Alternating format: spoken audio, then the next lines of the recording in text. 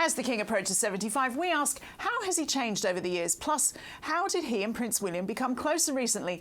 And how can he solve problems like Harry and Andrew? We've got a very special show coming up today.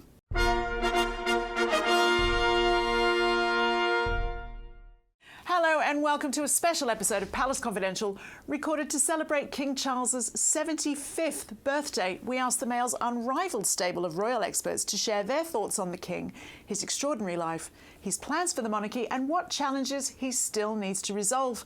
Let's hear from some of them now. So looking back at the Charles I started writing about, which was 35 years ago, and the King he is today, of course there are many differences. The Prince of Wales, as he then was a confused man at many times, vulnerable quite often, constantly competing, or so it seemed, with his wife, with his then wife, Princess Diana, unsure of himself. He was often being criticised in public for his outspoken attacks on many British institutions, but particularly architecture. And the King he is today, well, he's a man much more comfortable in his skin, and that's a large part because of his second marriage to Queen Camilla, but also I think because he can look back with some satisfaction that many of the views that he held 30 to 40 years ago are now very mainstream and have wide public support. Many moons ago, when I started doing this job, I was invited into Claret's house to meet one of the then Prince of Wales's most senior members of staff. And over a cup of tea and in front of a roaring log fire, he said with a level of candour I didn't expect that the Prince would be the first person to admit privately that he had made mistakes over the years, particularly in his personal life. But should he be expected to pay for those mistakes for the rest of his time on this earth? Now, at the time, I think there were a lot of critics who would have said, yes, we'd never forgive him for what happens. But as always with these things, I think time is a healer, and people have come to accept the man that he is, with all those flaws that come with it. He is in a much happier place personally, and I think that seeps through to his professional life as well, and I think more than not people will wish him well for the future. When I look at King Charles now at 75, he is becoming, I think, what he wants to be, which is the nation's grandpa. I think, my goodness, it was always going to be such a difficult act to follow after the Queen. Record-breaking 70-year reign. How on earth do you follow that? I think King Charles has done it the only way he knew. He's prepared a long time, but he's gone for sort of steady as she goes, tried to keep things on an even keel. He hasn't put a foot wrong. He's avoided controversies and kept things simple. I think the last 12 months have been a bit of a whirlwind.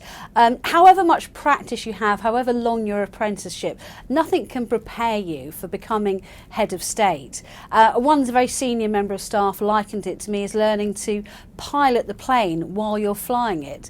But the King is never one to shy away from a challenge, and his workload is as punishing as ever. In addition to everything he does in terms of charity work, he now of course has all those red boxes of official papers to deal with.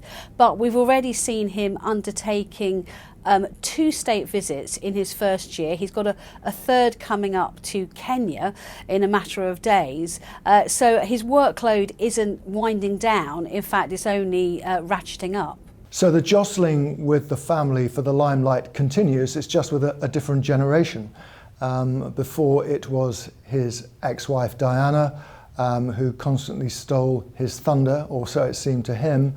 But now, of course, he's got a more existential problems, if you like, within the family that he is now the paterfamilias of. He's taken over that role of the late Prince Philip.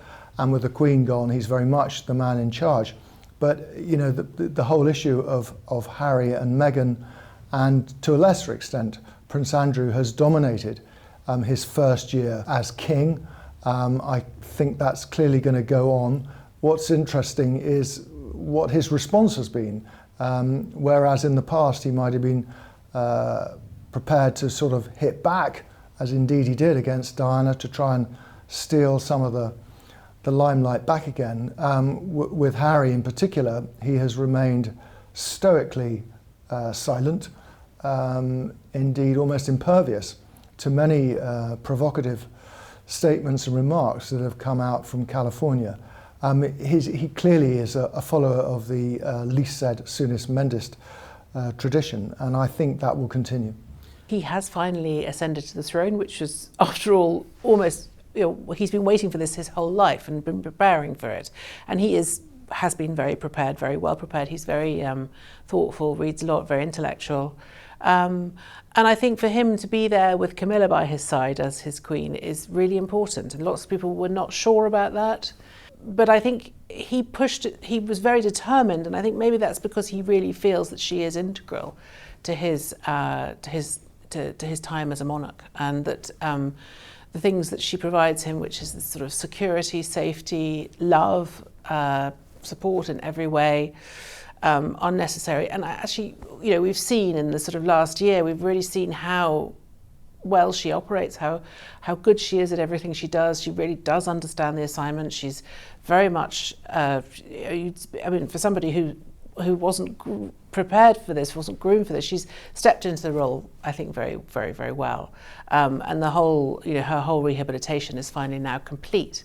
So I think he will be quite pleased with that. They're very much a team. And I sort of have a huge amount of respect for her, because this is a woman who has been, pilloried all her life, really, for her relationship with him.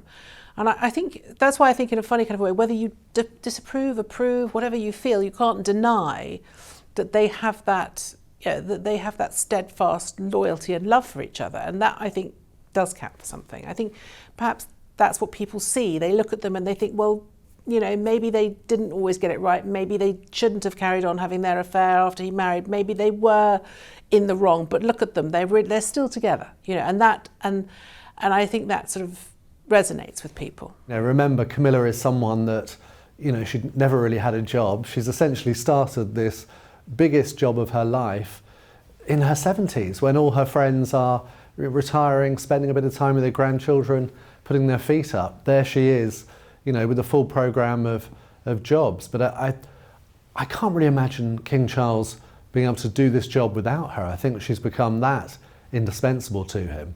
I think the impact of Camilla on the King's life has been absolutely remarkable. I never thought that she would find being Queen easy, and in fact I don't think she does, but she is incredibly brave. She sacrificed a lot. I mean, she never sought these positions. They have come to her, and they've come to her late in life. And I think what really commends her is that she is in no way any kind of threat to the King. She's not going to steal his thunder. She's not going to duck into the limelight bashfully. She'll be there to support him, and only to support him. And she doesn't seek any attention for herself. And I think that's a good thing.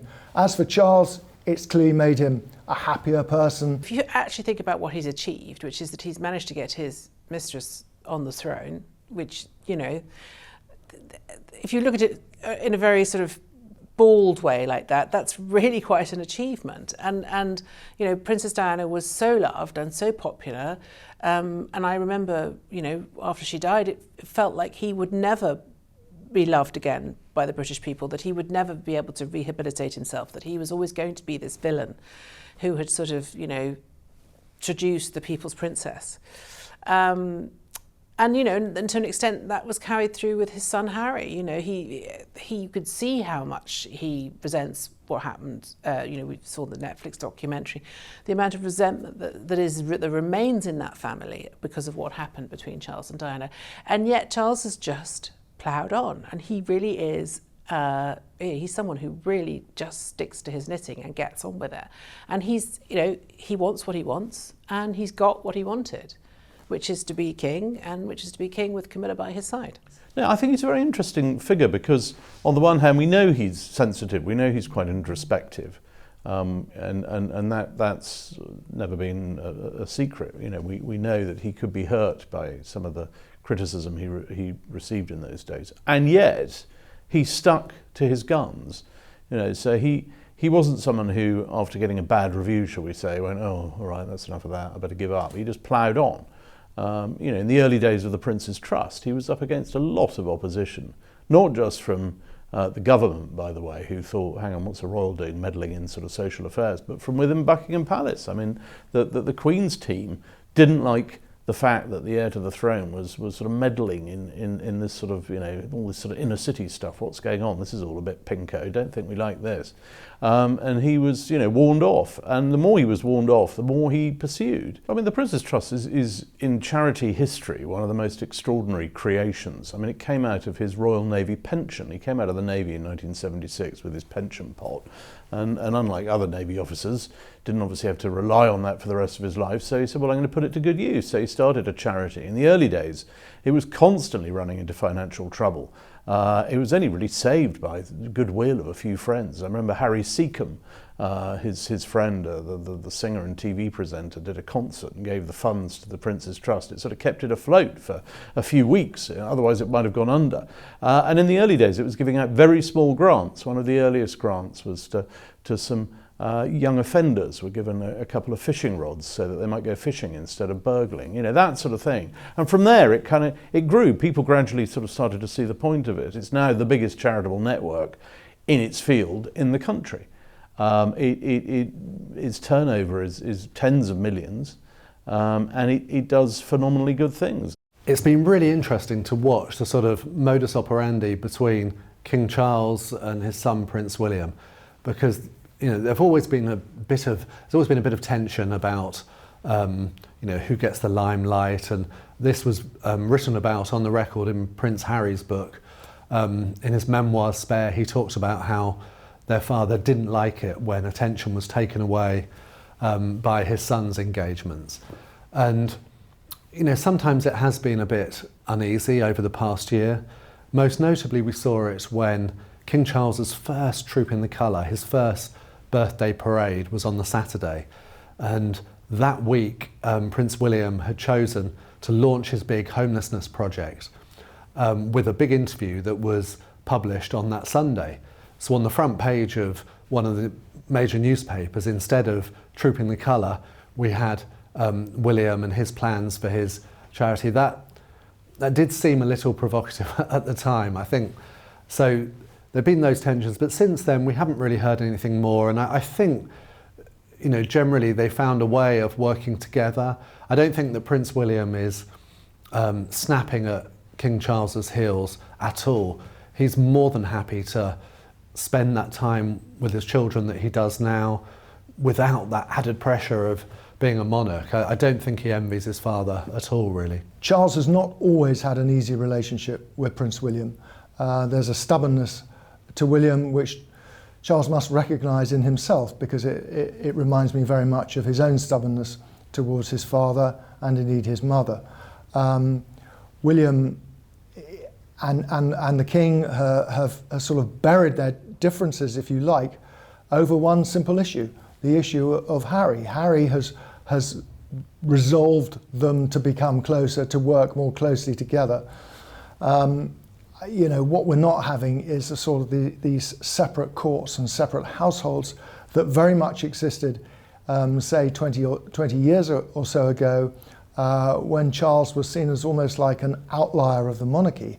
He ran things in an entirely different way to the Queen and Prince Philip. That is not happening with William and Kate. They're very much under the wide tent, if you like, that Charles has put up to encompass all elements of the monarchy. I think William is a little bit actually like Charles. He's chosen his consort very well, and I think that both Catherine and Camilla are people who dial situations down very effectively, which is very useful if you're part of a sort of slightly hysterical royal family who are always having rows with each other. So hopefully the women will calm the passions. I mean, the most sensible thing for William and Charles is to see a way through always. And that's what the Queen would have wanted, I think. I think she'd be horrified to think that they were fighting each other. And then they may have, regional disagreements over certain aspects of the monarchy, but broadly speaking, I think they're on the same page. Anything he does, he has to do with Prince William and Catherine's approval, realistically, because they're going to have to see it through in the long term as well. There would be no point at all trying to make some sort of major change if Prince William wasn't happy with that. So I think that has tempered, it is almost a bit of a sort of joint monarchy. I thought that Charles would have a big problem when he became king. I once wrote a piece which was headlined "Why He Will Be a Meddling King," and a lot of people have had great fun ever since pointing out that he's not been a meddling king, and it is true. He hasn't meddled at all in any kind of party political way since he came to the throne. But one thing I will throw in, when he went to France on that state visit a few weeks ago, he made a speech, very well judged, in beautiful French, which went down terribly well with the host country. But it also had elements in it that I don't think his mother would have ever referred to. I mean, he took up the cudgels on his favourite hobby horse, climate change and the environment. He talked about an existential crisis facing the globe. I don't think the Queen would have ever used such strong language. Some would call it alarmist even. But that's not, I'm not judging what he said, but I am saying that possibly he has pushed what he can do and what he can say in a new direction, in a way that the Queen never did do in all her years on the throne. Now, I don't think he's about to become a crusading or campaigning king, but I don't think he's going to go completely silent either. He told me this himself when I did a film on him for his 60th birthday. I said, how are you going to adapt? And he talked about, well, I'll still have my convening power. And this is a sort of power, it's never been written down, it's not in any textbook, but it's very much how he sees his role, which is to convene people, to get people together. It's like, right, I'm not going to stand here and make a speech anymore and tell you all what to do. Those days are over. But I'm putting you together in a room, get on with it. And so we've seen a lot of that since he's become king, a lot of quite focused receptions and events where he doesn't take a stand himself, but he's still having that effect of highlighting a particular issue or cause. And that has included things like the environment, it has included the Commonwealth, and I'm sure it'll carry on like that. During the course of the past year, we've had King Charles's sister, Princess Anne, speaking out about this idea of a slimmed-down monarchy. Essentially, she made the point that King Charles's long-cherished plans to slim things down have been overtaken by events. When he was planning this slimmed-down version of the monarchy, he hadn't reckoned on his second son, Prince Harry and Meghan, leaving for America. They were going to be a key part of this slimmed-down monarchy. Plus, Prince Andrew, who used to carry out lots of engagements, lots of patronages that he held, is no longer a working member of the firm. So they are slimmed down already, and that was the point that she made. So we've still seen the elderly, the older members of the firm carrying on, the Duke of Gloucester, the Duke of Kent in his 80s, they're still carrying out lots of engagements. But it's a question for the future, what will happen then? I think a lot of that has been put off about who will help Prince William. People such as Princess Beatrice, Princess Eugenie, I suspect they won't be brought back into the fold under King Charles, but in the long term, they may be brought back in by Prince William to help carry that burden of monarchy. When it comes to Charles's relationship with his strange son, Prince Harry, it's a very tricky situation. A lot of very hurtful things have been said over recent years, and that is something that only time will heal.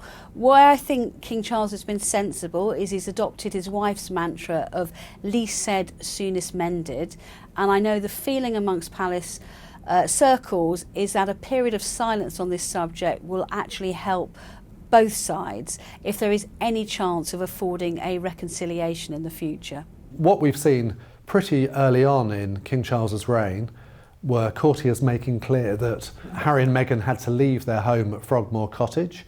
That became a big story, which they have now done. But the key thing is that Harry remains a Councillor of State. What King Charles did with that issue was, instead of bringing an Act of Parliament, asking Parliament to strip Prince Harry and Prince Andrew of that title, which was a key role. Councillor of State is someone who will step in for the monarch when needed, carrying out royal duties. It's a very important role. Instead of doing that, he asked Parliament to allow Princess Anne and Prince Edward to be added, in the hope that we'd never need Harry or Andrew because they would be there. But it was unsatisfactory because we still have Prince Harry as a Councillor of State. even though he lives in America. People have pointed out that to be a Councillor of State, you have to be based in Britain. Now, this has caused a problem, and so we've started to see a bit of spin from the palace about, will Harry be given a home again? You know, will he be allowed somewhere that he can call his British residence? And it's a problem. You know, in my opinion, it should be settled by a new Act of Parliament to strip Harry and Andrew of those titles. But if that doesn't happen, it is a bit of a running sore. I think the plan with Prince Andrew for King Charles was very much what his mother had already started. You know, it was under Queen Elizabeth that he stepped back from royal duties. King Charles has made clear that Prince Andrew is not getting them back. He's had to accept that, and I think he has, very reluctantly. The bigger problem with Prince Andrew is his accommodation. That has been, frankly, has been handled pretty badly. You know, we saw these stories about how he and Fergie were going to be kicked out of Royal Lodge at Windsor and possibly, you know, be asked to move into Frogmore Cottage where Prince Harry and Meghan lived. That hasn't happened. There's been lots of resistance, and it looks like King Charles has been kind of forced to row back on that. Charles has got a problem with this enormous portfolio of properties. The public look at this vast array of luxury homes, palaces and castles that he's got and think, well, the first thing he should be doing is shuttering them or selling them off, or at least closing them up, keeping them for a future generation. And Andrew sort of is right in the middle of all this because he occupies one of the most desired properties in Royal Lodge in Windsor Great Park. He inherited it from Queen Elizabeth, the Queen Mother. As we all know, in 2002, 2003, he spent a lot of money doing it up, and he has a lease. He has a cast iron lease, it seems, with the Crown Estates for some 70 years. And it would be not just petty by the king to turf his brother out, but it also might be legally quite tricky. And that would open up a huge new problem for him if he tried to enforce that. I think he has tried to encourage Andrew to leave of his own accord, and Andrew sees no reason to and wants to remain. And I think we're now at a stage where, provided Andrew can continue to pay for the upkeep of the property, and the upkeep is vast, then he can stay. But if he can't, and if he falls short, then I think he'll be out. Some people have suggested that this will amount to only a caretaker monarchy, but I think that's to do the king a great disservice. He has always wanted his reign to provide continuity and stability, but there's still a lot he wants to do. For example, he'll be launching in the next few weeks a big coronation food project as one of his great legacies. And I think people also forget that this isn't something that his son and heir, Prince William, wants now.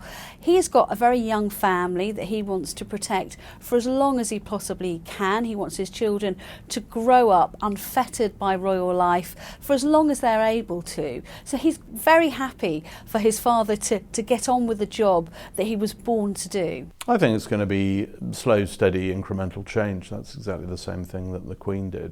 Monarchy is not a brand of toothpaste. You don't relaunch it. You don't give it a new logo just because you've taken over. You're trying to underline the whole role of continuity, the importance of continuity, which is what monarchy is all about. So it's very important not to come in and shake everything up. I think what we've started to see in recent months since his coronation is what an effective team the king has around him, both in front of the cameras and behind it. Of course, we've got his family, his wife, Queen Camilla, who's brought him enormous sense of personal contentment, but we have really strong female figures within his court.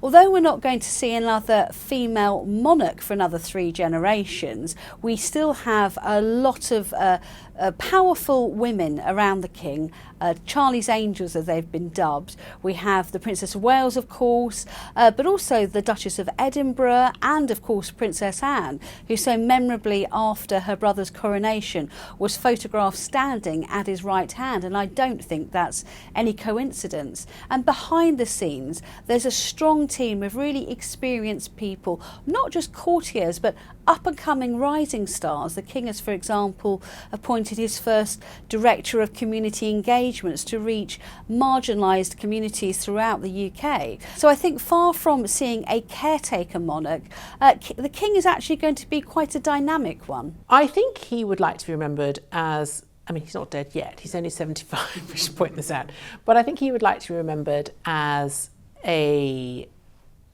thinker, as a thoughtful man, as somebody who had certain passions that he stuck to. I mean, that's the thing about him. If you think about it, you know, he's had two really big passions in his life. One is Camilla and one is the environment, and he's stuck to both.